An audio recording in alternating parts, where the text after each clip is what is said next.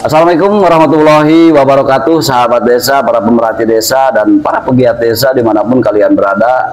Kembali kita masuk ke ruang podcast, tentunya masih di saluran yang sama, yaitu di Wangunsari Channel. Sahabat desa, terus subscribe, like, komen, agar kami bersemangat menyampaikan materi-materi sehingga kalian di luar sana bisa menjadi kontrol sosial yang baik, tentunya sehingga menumbuhkan kepedulian terhadap desa masing-masing. Sahabat desa, materi demi materi sudah saya sampaikan bagaimana perencanaan pembangunan desa dari mulai perencanaan penganggaran, kemudian penyusunan dokumen-dokumen, baik itu dokumen RPJM, dokumen RKP, dokumen rancangan APBDes maupun APBDes itu sendiri, sampai realisasi di lapangan kegiatan-kegiatan yang disepakati di dalam musyawarah desa yang ditetapkan di dalam RKP sehingga masuk di dalam APBDes itu sendiri. Sahabat desa, kali ini sebetulnya sangat berat obrolan kita atau materi kita hari ini, tetapi saya akan mencoba untuk melakukan pemaparan atau penyampaian materi. Mudah-mudahan ini menjadi sebuah referensi buat kalian semua yang mungkin hari ini kalian sedang menghadapi atau menjadi bagian daripada tim pemenangan, baik itu tim sukses maupun relawan salah satu calon di perhelatan pemilihan kepala daerah tahun 2024 secara serentak. Sahabat desa, perlu dipahami bahwa ada beberapa dasar hukum yang melindungi atau yang melarang bahwa kepala desa dan perangkat desa tidak boleh masuk menjadi pengurus partai maupun ikut serta di dalam kampanye praktis ya, atau berpolitik praktis di pemilu kemarin maupun di pilkada yang akan kita selenggarakan sebentar lagi, yaitu di tanggal 27 November tahun 2024. Sahabat desa, ada aturan yang mengikat agar kalian paham ya, agar kalian tahu, bisa searching nantinya kalau saya sudah sampaikan, yaitu ada 6 undang-undang dan ada 3 peraturan. Jadi dasar hukumnya itu jelas bahwa ada aturan yang mengikat tentang kepala desa dan perangkat desa. Yang pertama, Undang-Undang Nomor 6 tahun 1981 tentang hukum acara pidana. Kemudian Undang-Undang Nomor 2 tahun 2002 tentang Kepolisian Negara Republik Indonesia. Kemudian Undang-Undang Nomor 7 tahun 2017 tentang Pemilihan Umum. Undang-Undang Nomor 7 tahun 2023 tentang penetapan peraturan pemerintah pengganti Undang-Undang Nomor 1 tahun 2022 tentang perubahan atas Undang-Undang Nomor 7 tahun 2017 tentang pemilihan umum menjadi Undang-Undang Pemilu. Kemudian Undang-Undang Nomor 11 tahun 2021 tentang perubahan atas Undang-Undang Nomor 16 tahun 2024 tentang Kejaksaan Republik Indonesia. Kemudian Undang-Undang Nomor 6 atau sekarang yang dirubah, yaitu Undang-Undang Nomor 3 tahun 2024 atas perubahan kedua Undang-Undang Nomor 6 tahun 2014 tentang desa. Selanjutnya ada peraturan ya. Tadi ada 6 undang-undang, sekarang ada 3 peraturan. Yang pertama adalah Peraturan Badan Pengawas Pemilu Nomor 5 tahun 2022 tentang pengawasan penyelenggaraan pemilihan umum. Kemudian Peraturan Badan Pengawas Pemilu Nomor 7 tahun 2022 tentang penanganan temuan dan laporan pelanggaran pemilihan umum. Kemudian Peraturan Badan Pengawas Pemilu Nomor 3 tahun 2023 tentang sentra penegakan hukum terpadu pemilihan umum. Jadi tadi beberapa dasar hukum bagaimana kepala desa dan perangkat desa tidak boleh ikut di dalam pelaksanaan mendukung atau menjadi pengurus salah satu partai ataupun mendukung kandidat, apalagi turun kampanye menggiring masyarakat ke salah satu calon. Tentunya ini sangat diharamkan ya dengan beberapa undang-undang tadi. Sahabat desa, bagaimana di sini adalah peran dan fungsi kepala desa dalam pemilihan umum. Kita lanjut. Peran serta kepala desa adalah membimbing masyarakat, kemudian memberikan pengarahan kepada masyarakat, menjalin kerjasama dengan masyarakat, dan mengayomi masyarakat. Itu adalah peran daripada kepala desa. Lanjut. Berdasarkan Undang-Undang Nomor 3 Tahun 2024 tentang desa, yaitu undang-undang baru ya, atas perubahan Undang-Undang Nomor 6 2014. Ini adalah pasal yang tidak dirubah, yang tidak kena perubahan, yaitu pasal 29 huruf D. Disebutkan bahwa kepala desa dilarang menjadi pengurus partai politik. Apa saja pengurus partai politik? 1. Menjadi ketua partai politik, menjadi sekretaris, menjadi bendahara partai politik sesuai tingkatannya atau dengan sebutan lain sesuai dengan anggaran dasar dan anggaran rumah tangga partai itu sendiri. Kemudian disebutkan di pasal 29 huruf I bahwa kepala desa dilarang untuk ikut serta dan atau terlibat dalam kampanye pemilihan umum dan atau pemilihan kepala daerah. Bagaimana kepala desa tidak boleh ikut kampanye seperti apa? Di dalam kegiatan peserta pemilu atau pihak lain yang ditunjuk oleh peserta pemilu untuk meyakinkan pemilih dengan menawarkan visi misi program dan atau citra dari peserta pemilu. Jadi mendagangkan ya atau mengkampanyekan visi misi daripada salah satu calon. Nah, ini sudah mengarah ke penggiringan ya atau penggiringan dukungan kepada masyarakat bahwa ada keterlibatan atau kaitan langsung kepala desa. Ini adalah bentuk yang disalahkan oleh dasar undang-undang tadi. Kesimpulannya adalah dalam undang-undang tersebut kepala desa memiliki peran sebagai pihak yang netral. Kepala desa dilarang untuk ikut serta dalam politik praktis, tidak bisa menjadi pengurus partai politik dan atau anggota partai politik, dan tidak dapat juga menjadi ikut tim kampanye atau tim sukses peserta pemilu atau pemilihan kepala daerah. Nah, jadi jelas ya, kepala desa itu tidak boleh ikut serta menjadi pengurus maupun ikut serta terjun langsung ke lapangan menjadi tim sukses, menjadi tim kampanye di lapangan. Itu sangat tidak diboleh. Dasarnya tadi ada 6 undang-undang dan ada 3 peraturan tentang Badan Pengawas Pemilu. Bagaimana dengan perangkat desa? Perangkat desa pun sama. Di dalam Undang-Undang Nomor 3 Tahun 2014 tentang desa, di pasal 51 huruf G, artinya sama, perangkat desa dilarang menjadi pengurus partai politik. Apa saja yang dilarang di dalam kaitannya dengan partai politik, yaitu menjadi sama seperti kepala desa, menjadi ketua partai atau ketua di struktura partai, menjadi sekretaris di struktura partai maupun bendahara di struktura partai politik. Itu nggak boleh. Dan kemudian sama di pasal 51 huruf I, perangkat desa dilarang untuk ikut serta dan atau terlibat dalam kampanye pemilihan umum dan pemilihan kepala daerah. Jadi sama halnya bahwa kepala desa, perangkat desa itu tidak boleh ikut menjadi pengurus partai politik dan tidak boleh mendukung menjadi tim sukses, menjadi relawan, menjadi tim kampanye di salah satu kandidat yang akan terjadi di pemilihan kepala daerah, baik itu pemilihan gubernur dan wakil gubernur maupun pemilihan bupati dan wakil bupati. Lanjut.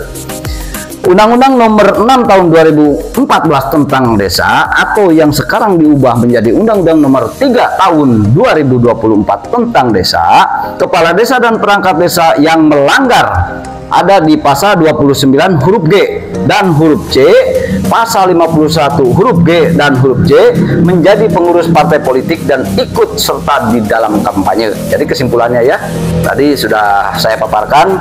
Dan kemudian kepala desa di pasal 30-nya, yaitu di pasal 30 angka 1 dan pasal 52 angka 1. Kepala desa yang melanggar pasal 29 yang saya sebutkan tadi akan dikenakan sanksi administratif berupa teguran lisan atau teguran tertulis. Jadi jelas di pasal 30 angka 1, pasal 52 angka 1 bahwa apabila ditemukan berdasarkan laporan dari salah satu pelapor dari lawan politik tentunya, maka kepala desa menurut pasal 30 angka 1 dan pasal 52 angka 1 akan diberikan sanksi berupa administratif dan sanksi teguran keras tentunya dari bupati. Itu bupati tentunya, kebijakannya ada di bupati karena SK daripada kepala desa ini adalah SK bupati.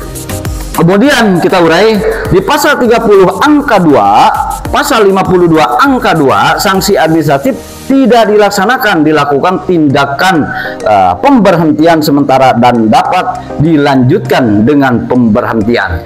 Jadi kalau misalkan sanksi administratif tadi di pasal 30 angka 1 dan pasal 52 angka 1 diurai di pasal 30 angka 2-nya maupun pasal 52 angka 2-nya, sanksi administratif tidak dilaksanakan, jadi diabaikan oleh kepala desa, maka pihak yang berwenang akan melakukan pemberhentian sementara, mengeluarkan SK pemberhentian sementara terhadap kepala desa itu sendiri, dan atau bisa langsung diberhentikan oleh pejabat yang berwenang.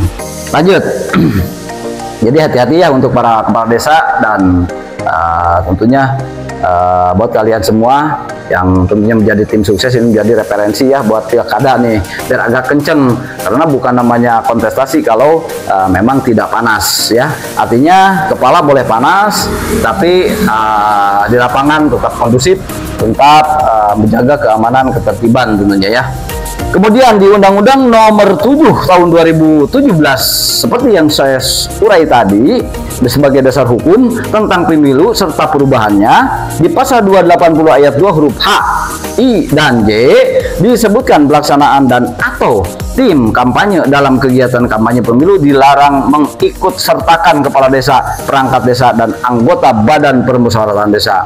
Jadi jelas ya, di Undang-Undang Nomor 7 pun sama tahun 2017 tentang pemilu, bahwa kepala desa itu tidak boleh diikutsertakan di dalam penyelenggaraan pemilihan umum maupun pemilihan kepala daerah. Kemudian di pasal 280 ayat 3 disebutkan bahwa setiap orang sebagaimana disebut pada ayat 2 dilarang ikut sebagai pelaksana dalam tim kampanye pemilu. Jadi bahasanya sama ya.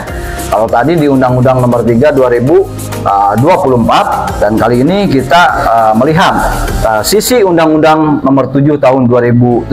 Ada pasal 280 ayat 2 huruf H dan huruf J tentunya. Kemudian di pasal 280 ayat 3 jelas bahwa kepala desa tidak boleh ikut serta di dalam pemilihan kepala daerah. Artinya tidak boleh condong ya ke salah satu kandidat. Kemudian larangan kepala desa dalam pemilihan umum, larangan dan sanksi berdasarkan Undang-Undang Nomor 7. Kita tadi Undang-Undang Desa ya, tadi Undang-Undang Desa, kali ini kita ke Undang-Undang Nomor 7 Tahun 2017 tentang pemilu serta perubahannya.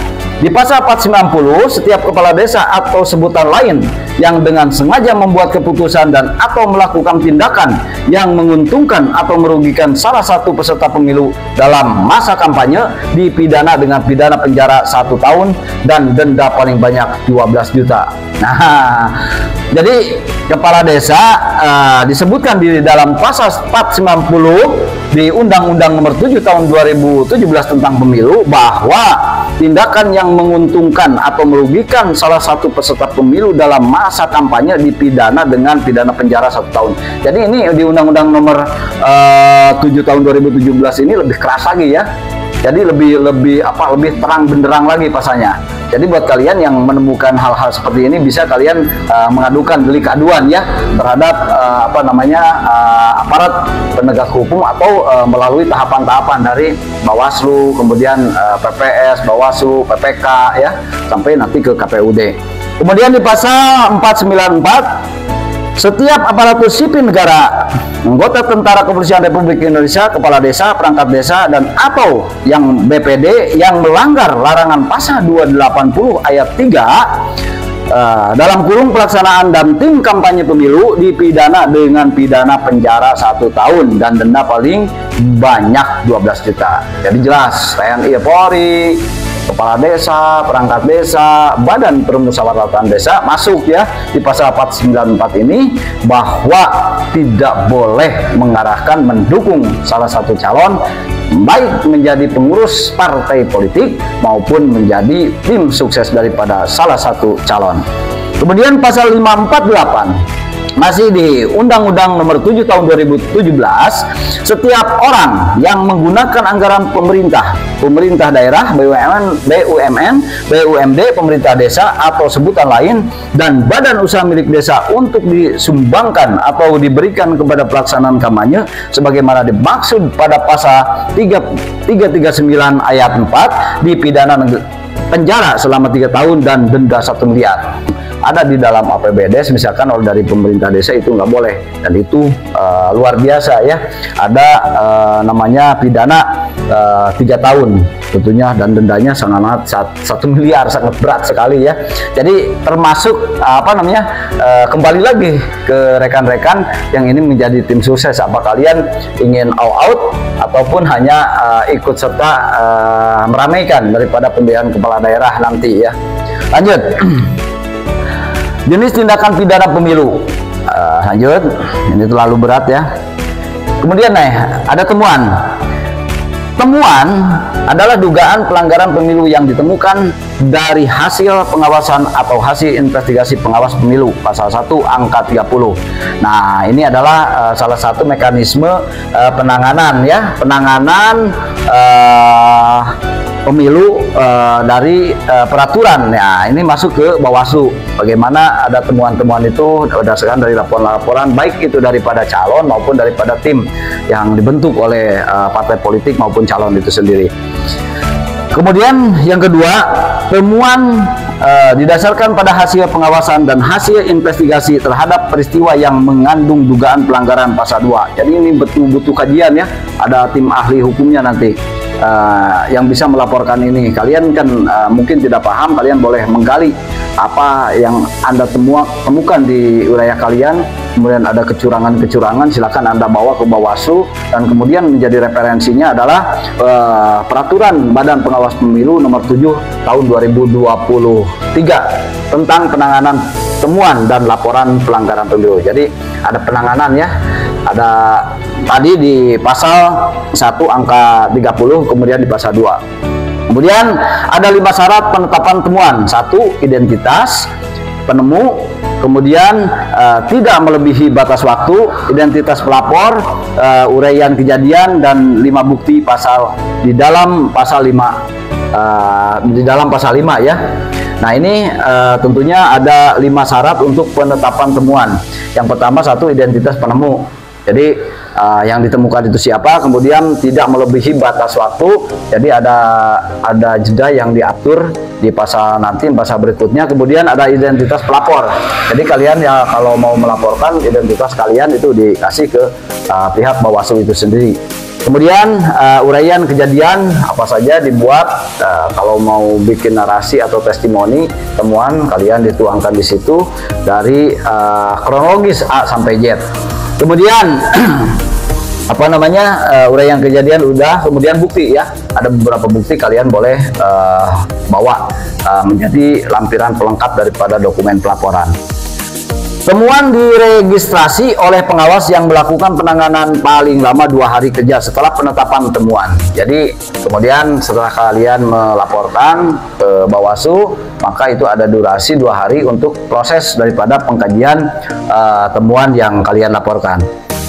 Kemudian laporan adalah dugaan pelanggaran pemilu yang disampaikan secara resmi kepada pengawas pemilu oleh warga negara Indonesia yang mempunyai hak pilih peserta pemilu dan pemantau pemilu pasal 1 angka 31. Ini masih di Undang-Undang Nomor 7 ya. Bukan undang-undang tapi peraturan Badan Pengawas Pemilu Nomor 7 Tahun 2023 tentang penanganan dan pelaporan. Pelapor menyerahkan dokumen fotokopi KTP dan bukti pasal 11 ayat 5 huruf D di peraturan Badan Pengawas Pemilu ya. Kemudian bukti dalam bentuk surat dirangkap 3 dan bukti elektronik disampaikan melalui media penyimpanan. Jadi semua dokumen itu kalian lengkapi, kalian apa saja persyaratannya, termasuk dokumen-dokumen itu dirapihkan ya sebelum Anda melaporkan temuan yang Anda temukan daripada kecurangan-kecurangan dari lawan politik yang Anda temukan. Kemudian laporan dugaan pelanggaran pemilu disampaikan kepada pengawas pemilu sesuai tingkatan dan wilayah kerjanya paling lambat 7 hari sejak diketahui dan atau ditemukan pelanggaran pemilu. Jadi ada jeda 7 hari ya. Jadi kalian itu bisa mempersiapkan apa saja kekurangannya. Tadi dokumen-dokumen itu dilengkapi sampai rapi, dibuat 3 rangkap, kemudian Anda laporkan langsung. Lanjut. Syarat formal dan material laporan menurut Peraturan Badan Pengawas Pemilu Nomor 7 Tahun 2023 tentang penanganan temuan dan laporan pelanggaran pemilu. Itu syarat formalnya yaitu nama dan alamat pelapor, tadi saya sampaikan, kemudian pihak pelapor itu ada, kemudian waktu penyampaian tidak melebihi jangka waktu, tadi saya sampaikan, kemudian syarat materinya karena ada bukti formal dan ada bukti material. Yang pertama, waktu dan tempat kejadian dugaan pelanggaran pemilu. Jadi waktunya di mana, kemudian tempatnya di mana, lokasinya di mana.